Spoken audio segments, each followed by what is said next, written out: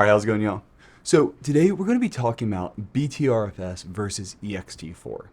These are probably the two most common options whenever you're deploying a NAS from the major providers, and we're going to be talking about which one you should choose and why, because they both have phenomenal features and are really optimized for different things. BTRFS is a copy on write file system that allows it to do snapshots. And snapshots are one of the most powerful features out there because they allow you to very easily roll back changes for next to no compute cycles. It is really efficient to be able to keep tons of versions of files because of the way BTRFS manages data. And I'm going to talk about that kind of in the later half of this video. And then the other option that I'm talking about is EXT4. EXT4 is a much more traditional file system that is common on Linux environments, and it is going to outperform BTRFS in most, if not all, cases. But the big question is, does that matter? And so do the pros of EXT4 outweigh the cons of not having BTRFS snapshots? Okay, so before we get into this, if you need a 2-second answer, BTRFS. BTRFS is easy to recommend because of snapshots, and TLDR is you're probably not going to notice the performance differences. And the features that BTRFS has probably outweighs any performance differences you'd ever see. But really, it does come down to what you're using, what you're deploying. So now for the long explanation. I'm going to be talking about these two file systems, and what a file system is it is essentially something that takes raw storage, so essentially a RAID or anything like that, and converts it to a file system that you can save files on. It is essentially the middleman between the ones and zeros that get stored on an actual hard drive, or in most NAS's case, an actual RAID, and the actual documents and files that you're storing on there. So it's things like the file names and all those things, and what happens when you click save. And so essentially what a file system does is it takes the RAID that's created. So let's say you've got a RAID 5 volume on your NAS. What the file system will do is it'll take that giant chunk of ones and zeros and a way to access it and turn it into something that the NAS can understand. And so if you're used to Windows, there's like NTFS, exFAT, all those things. And it's really essentially how the data is ended up being stored on the brick of data that is presented to itself. And there are some really cool things you can do with this that can have phenomenal features, primarily being checksums as well as snapshots. And that is the reason why it's most common to go with BTRFS, because BTRFS can do these two things, and they are great specifically for a NAS. Okay, so that's the overview of what a file system is. It's the middleman between the actual RAID group, whatever's storing all the data to disks, and what the NAS actually sees to store files on. The next thing we got to talk about is what BTRFS is and what EXT4 is and how they differ. So EXT4 is what we'll start with, and as you might imagine, there was also EXT2, EXT3, and now EXT4. I assume there's also an EXT1, never seen it though. What this is a very common Linux file system, and it honestly operates pretty much exactly what you'd expect it to operate as. It is a very traditional file system, and really it is very performant. It does a lot of things to essentially just stay out of your way and make sure you can recover from things like small amounts of corruption, if something doesn't get written properly to disk, things like that. It handles those quite well, and you can actually do an FSDK that will actually clean up the majority of errors. It is a very dependable file system, and it doesn't have any kind of extra layering on top. So it is really performant, specifically when you're talking about ultra low latency IOPS. So really quick operations will be done so much faster on EXT4 than BTRFS because there's next to no overhead. And so that is why if you're installing pretty much any Linux distribution as like a computer, it's almost always going to default to EXT4. Because EXT4 is just very dependable, very robust. It's got a long track record of just being dependable. And so it is easy to recommend as a default file system, especially when you're trying to do things like run a computer. When you're running a computer, the file system is busy all the time, managing programs, opening files, closing files, and these are things called IOPS, in and out operations per second. EXT4 is really lightweight and very fast, and so that is why it's the default. So when you're opening up a database file, or when you're going in and you're opening 12 different programs, it is able to access all these small pieces of data very quickly. So now to contrast it, there is BTRFS. And for a lot of this video, we're really kind of talking about a copy on write file system versus a non-copy on write file system. So really, I'm going to, for a lot of cases, lump ZFS with BTRFS, which is the other most common file system to deploy as an option. And so essentially, you can either use BTRFS or ZFS depending on the deploy environment. And for the most part, they have very similar pros and very similar cons. However, ZFS is a lot more advanced and can do a lot more things, but also requires significant more hardware oversight and compute to do it. So just remember, whenever I'm talking about BTRFS, most of this will also be true for ZFS. So now let's talk about what BTRFS actually is.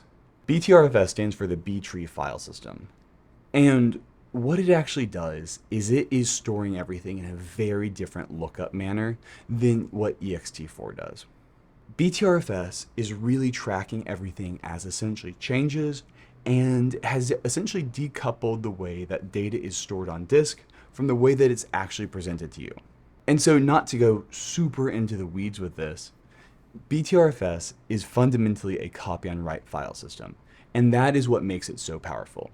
Whereas with EXT4, if you save a file, what it'll essentially do is it will see the old version of that file, it will then delete the old version of that file from disk, and save over the new version of the file in the exact same place.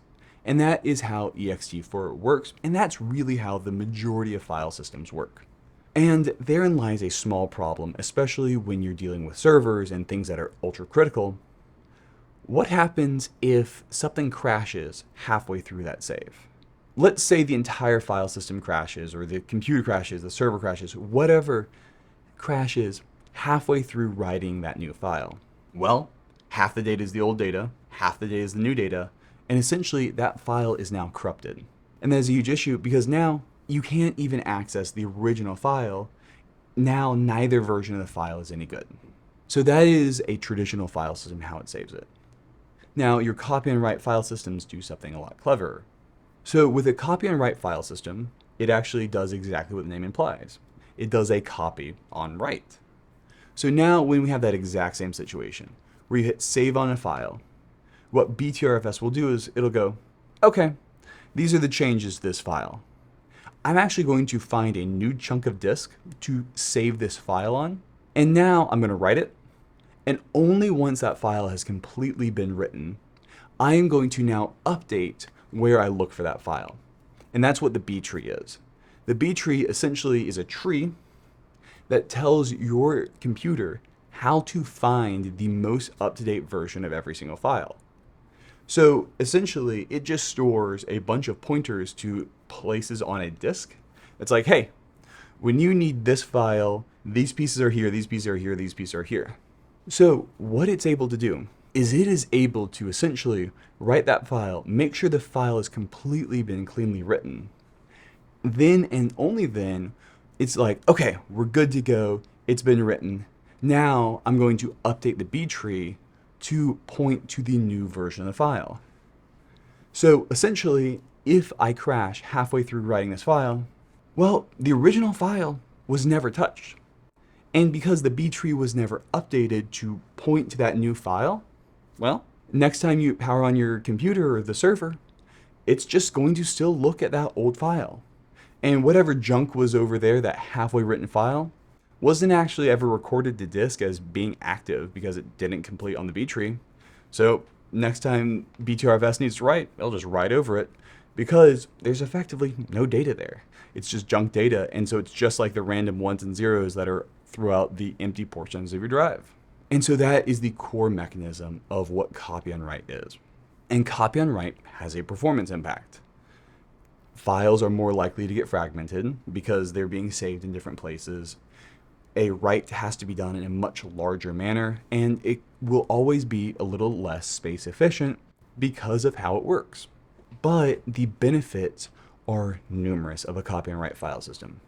The first is that consistency, which I just mentioned there. Because of that crash redundancy and that resiliency where essentially the file's only updated at the last possible moment, that means that if your computer crashes at 99.99999% of the time that it's being written, well, it just keeps on working great.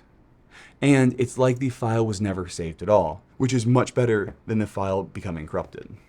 The reason I say 99999 and not 100% is you can always have a case where while the B tree is being updated, corruption happening and the crash happening then, that is a very, very, very brief moment in time. And there's tons of safeguards in place to protect yourself against that, but technically that's always possible. So the second thing a copy on write file system like BTRFS gets you is that ability to create a thing called a snapshot. So as I was walking through how the B tree works and just how files are saved, you may have noticed I never really mentioned how that original file gets actually removed from disk.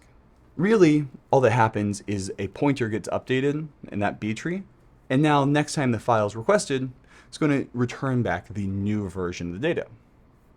Well, one really cool thing you can do with BTRFS is to take a snapshot, and all that really is remembering how all the files were in that moment. So I can take a snapshot, and what my computer will do is it'll essentially remember the B tree. So this entire tree that just says, okay, every single file can be constructed by adding up these pieces of data. It's a very small piece of data, megabytes in size, and all you have to do is store that. Now you can look back and see exactly how all of your files were in that exact moment in time, trivially. You don't have to scan the entire file system for changes or anything like that, because that's what the B tree is doing all the time. So essentially, whenever you're creating a BTRFS snapshot, all it really does is it just makes sure to, one, save that B tree, that essentially map that says, hey, this is how I construct every single file in this system. I'm just going to save that piece off. And then I'm going to make sure that any of those files, any of that actual data on disk that this B tree is referencing that I'm going to kind of archive and hold off, I'm going to make sure nobody writes over it. So I'm not going to mark them as free. So essentially, if I have a copy of the B tree from 2 hours ago where that original document was saved, as long as I've not overwritten the original actual data on disk, which copy and write doesn't do, I can just look back in time and see how every single one of my files was at the exact same instance. And that is what makes it so incredibly powerful. And that is why it is what I recommend the vast majority of people do whenever they're deploying NAS. Because now, if somebody gets a virus on their computer and it encrypts all the files on the NAS, well, you've got that BTRFS snapshot. It remembers how every single file was at a clean moment in time and makes restoring instantaneous, essentially. There are so many phenomenal things that it can do. So if it ever needs to restore an entire file system, you could have a 100 terabyte file system and be able to restore the entire thing in less than a second. Because to restore the entire file system exactly as it was, all you have to do is update that tiny B tree, because all the data is exactly where it needs to be. So let's say you're running a NAS and one of your employees gets a virus on their computer, encrypts all the files in the NAS. Well, because it's copy on write, we've got a snapshot going on ahead of time. So every time that virus is encrypting a file, it's saving new versions of these encrypted files in different places of disk, and probably will fill up the entire drive of the NAS, unless you're less than 50% full. But remember, that original snapshot that has all the good data is preventing any of the original space from being freed. So now, to restore it, all we have to do is basically junk the current B tree. So we just throw out the current map that says where all of my files are, and essentially put in its place the snapshot or the B tree from 2 hours ago before the virus happened. And no data on disk actually has to move other than that tiny little file that's the B tree. And that is why snapshots are so powerful. They allow you to roll back an entire file system in less than a second because it doesn't have to move all that core data on disk around. It's already there. Now, another side that BTRFS also has is additional checksums on top, which also help protect your data in the long term as well. So what you can do is you can add in additional BTRFS checksums. So every time it saves a file, it writes down a little bit of extra data about the file and how the file should be. And so if you come across a case where files aren't adding up properly, it can actually detect and then revert corruption automatically in the background and even do it on a routine basis, which is called a BTRFS scrub. And so that is why BTRFS is so phenomenal. It is able to go through and protect your data in numerous ways, from copy on write, snapshots, and checksums. It is really optimized for a NAS in most cases. So because the vast majority of NASs are storing files, large files, even like document-sized files are considered large when you're looking at programs, it is able to really efficiently store those files and have great protection mechanisms on there. However, as you might have imagined, this whole B tree updating process, these checksums, all that stuff adds overhead. So if you're running a database server, something that is constantly modifying tiny ones and zeros across a file system, that is where, if you're trying to get the utmost performance, you may find that BTRFS is significantly slower than EXT4. Now, this is really for people who are redlining their database with SSDs. For the vast majority of people, having the ability to roll back a database because something crazy happened is very nice and outweighs the performance impact of BTRFS. But that is the real reason that BTRFS is not necessarily for everything, is there is overhead on it. So whenever you're deciding, if you're somebody who needs the absolute fastest possible performance, EXT4 will just perform better.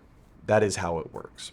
However, I would be willing to bet that there is a different bottleneck than the actual speed of the file system for the vast majority of users. And so because of that, if I'm doing a NAS deployment, I'm pretty much always going to choose the copy and write option, either BTRFS or ZFS. Okay, so now I want to quickly talk about some BTRFS stability things. And this is where things get confusing. You may have read on the internet, and even on BTRFS's own documentation, that BTRFS RAID 5 is unstable and should not be used because of a thing called a write hole.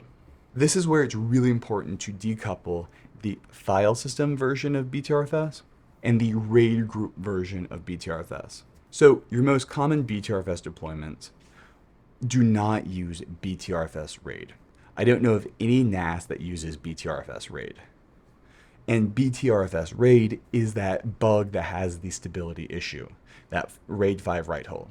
What this is if you're running BTRFS RAID 5, which once again, I don't know of any NAS that actually does this, and during a write, one of the drives crashes, there can be what's called a write hole, where some data was updated but other data was not, and so you end up with a corrupt segment. ZFS actually has a very fascinating way that they kind of safeguard against this, but the core of it is the fact that with RAID 5, data is striped across the entirety of all the drives, and so you may be updating data that is not related to the file you're currently on due to the way that RAID 5 works. And so you can have a case where with BTRFS RAID 5, you can get corruption through that write hole. Now that is for BTRFS developers to deal with and figure out. The thing is, what pretty much every single NAS that offers BTRFS deploys is they use Linux MDADM for the RAID.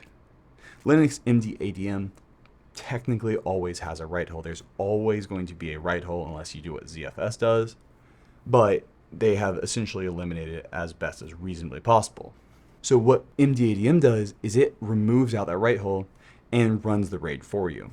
So instead of using BTRFS RAID, you're using good old Linux RAID and then BTRFS as the file system on top of that.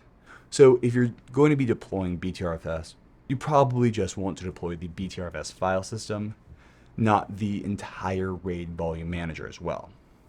Once again, I don't know of anybody who deploys BTRFS RAID 5, and so reasonably, it's not a big deal. So now let's get a step further and talk about ZFS. ZFS is essentially the big brother of BTRFS. The majority of what I've talked about with BTRFS and it having the B tree, ZFS has a very similar architecture. ZFS does a lot more under the hood. It does have a larger overhead, but it's also got some really great caching options, the ARC and the layer 2 ARC, that really make it ultra performant, but it takes up substantially more CPU than simple BTRFS does. So ZFS also has snapshots, copy on write, as well as checksums and scrubbing, and it takes all those to the next level. With ZFS, you pretty much have to use ZFS RAID. It's the entire stack. So ZFS, you use all ZFS. Your drives are controlled by ZFS all the way down to the actual file system, and that is what separates it apart. I don't know of any consumer NASs that offer you BTRFS or ZFS. If you understand ZFS, ZFS can be a better option if you do have the compute for it and the RAM for it. However, if it's a minimal system, it's an ultra lightweight system, and you're not as familiar with ZFS and how to operate it, BTRFS can often be a better choice just because ZFS can do a lot more, but it also takes more to really manage. All right, so that's pretty much it for this. So really, if you're running like a laptop or a desktop or an ultra fast compute environment, EXT4 really is probably going to make a lot more sense because the copy on write and the snapshots don't necessarily make as much sense in those environments. But if you're deploying a NAS, and really that NAS is used to store files, BTRFS probably makes the most amount of sense because the ability to use snapshots to recover old versions of files and everything like that, and the majority of the time a NAS is operating, it's not reading programs from disk, it's really retrieving files to be handed out via SMB or NFS. And so it is really great for that and it makes it a no-brainer for the vast majority of users. If you have any other questions, put those down in the comments below. And if you want to hire me, there's a link for that down in the description below. And have a good one. Bye.